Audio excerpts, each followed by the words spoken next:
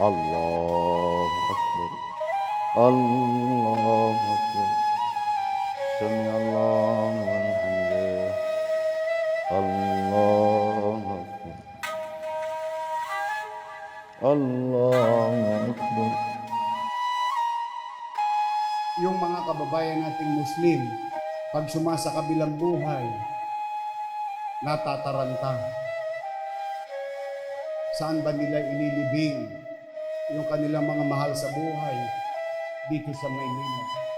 Hanggang mapunta sila sa iba't ibang probinsya, mapunta sila sa ibang syudad. At ang masakit pa, minsan kailangan pagdalhin sa Mindanao. Paano kung pobre? Paano kung squatter na marami sa Maynila? Of our Muslim brothers and sisters, you can now say that you have a place that you can call your own. A place for your family, for your loved ones here in Manila. أعوذ بالله من الشيطان الرجيم بسم الله الرحمن الرحيم الحمد لله رب العالمين. Mabilis lang po ililibing na agad kasi may paniniwala po kami sa katuroang Islam na may mga tatlong bagay na pinagmamadali, hindi inaantala. Yan yung pagkakasal, pagdadasal, hindi inaalinta, hindi pinagtatagal pa ang dasal. Pag oras ng dasal, magdasal na agad. Ay, ilang minuto lang naman. At ito pong huli, yung paglilibing.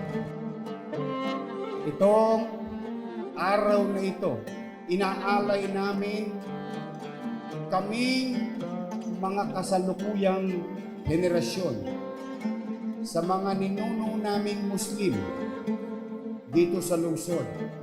Ito'y simpleng tanda ng pag-alala na kung sino talaga kami.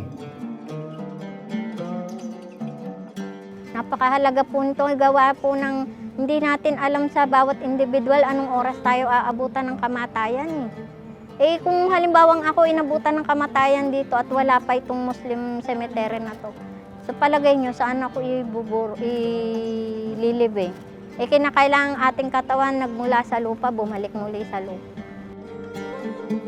Ito ay inilaan upang patuloy na palaganapin ang kostumbre, kultura at kanilang malayang pamamahayag ng kanilang relihiyon dito sa Maynila.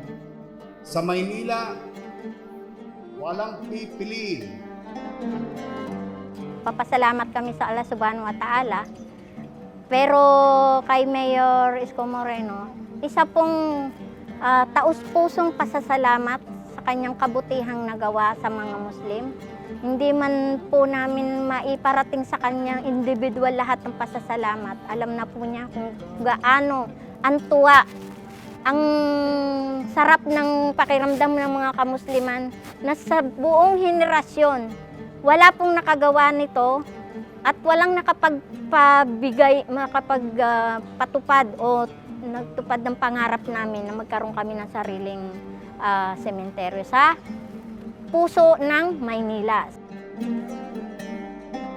Kapit lang, may awa ang Diyos, makakaraos din tayo.